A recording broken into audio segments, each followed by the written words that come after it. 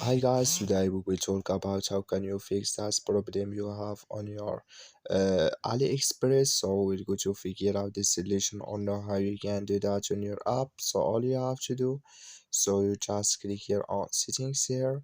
So then it's going to take you here in this list, and all you have to do now, so you just go down and you click here on apps.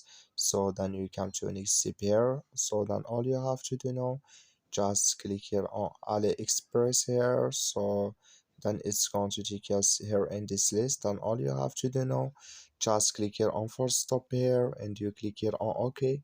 So and you go down here, you click here on storage, then you come to storage list here, then you just click here on clear cache, and all you have to do now, so you just go to, so you go to your Play Store here, you click here on Play Store, then it's going to take you here, so just so you search here for AliExpress, it's going to show for you like this. You will find it your updates, so just click on it here, then it's going to fix with you.